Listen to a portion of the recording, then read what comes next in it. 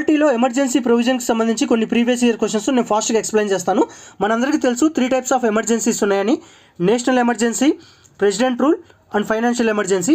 National emergency వచ్చేసి article 352, president rule వచ్చేసి article 356, financial emergency వచ్చి ఆర్టికల్ 360. ప్రెసిడెంట్ రూల్ను స్టేట్ ఎమర్జెన్సీ లేదా కాన్స్టిట్యూషనల్ ఎమర్జెన్సీ అని కూడా అంటారు. సిమిలర్గా నేషనల్ ఎమర్జెన్సీ కూడా వేరే పేర్లు ఉన్నాయి. ప్రీవియస్ ఇయర్ క్వశ్చన్స్ ఎక్స్ప్లెయిన్ చేసేటప్పుడు నేను ఎక్స్ప్లెయిన్ చేస్తాను. చూడండి, క్వశ్చన్ వచ్చేసి which article cannot be suspended at the time of the emergency. Emergency టైంలో ఏ ఆర్టికల్స్ని మనం ఎట్టి పరిస్థితుల్లో కూడా సస్పెండ్ చేయమంటున్నాడు. ఆర్టికల్ 20 అండ్ ఆర్టికల్ 21 ఇవి కూడా ఎట్టి పరిస్థితుల్లో కూడా మనం సస్పెండ్ చేయం. వెరీ వెరీ ఇంపార్టెంట్, యూపీఎస్సీ ప్రిలిమ్స్లో అడిగాడు.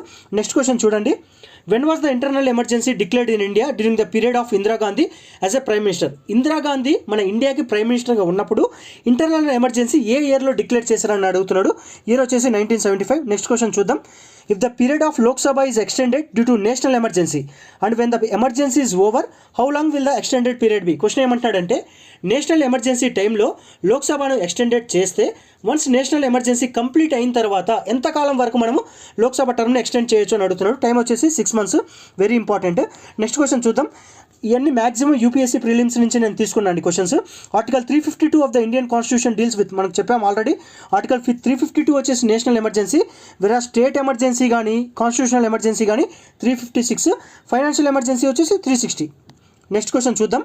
In India by what name the emergency due to war, external aggression or armed rebellion is known as.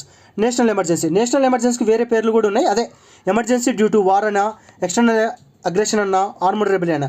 UPSC ప్రిలిమ్స్లో question అడిగాడు. క్వశ్చన్ ఏంటంటే నేషనల్ ఎమర్జెన్సీని ఇచ్చేసి కింద 4 స్టేట్మెంట్స్ ఇచ్చాడు. ఒక స్టేట్మెంట్లో ఏమో వార్ ఇచ్చాడు, రెండో స్టేట్మెంట్లో ఏమో ఎక్స్టర్నల్ అగ్రెషన్ ఇచ్చాడు, మూడో స్టేట్మెంట్లో ఏమో ఆర్మ్డ్ రెబెలియన్ ఇచ్చాడు, నాలుగో స్టేట్మెంట్లో ఇంటర్నల్ డిస్టర్బెన్స్ ఏబీసీ కరెక్టా, బీసీడీ కరెక్టా, ఏసీడీ కరెక్టా అని ఇచ్చాడు. ఏబీసీ అంటే వారు, ఎక్స్టర్నల్ అగ్రెషన్, ఆర్మ్డ్ రెబెలియన్ మాత్రమే correct.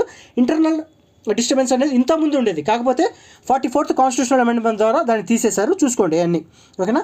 Next question, how many times has the national emergency been implemented in India. 1962 China, 1971 Pakistan and 1975 internal disturbance. 3 కూడా చూసుకోండి. 3 times డిక్లేర్ చేశారు. నెక్స్ట్ క్వశ్చన్ వచ్చేసి state emergency is also known as president rule లేదా constitutional emergency. Already నేను explain చేశాను. చూడండి, which emergency is also called as constitutional emergency. State emergency చెప్పాను. Financial emergency can be declared under article 360. ఇది కూడా నేను explain చేశాను. Next, how many times has financial emergency been declared in India so far. Never. So అన్ని previous year క్వశ్చన్సే.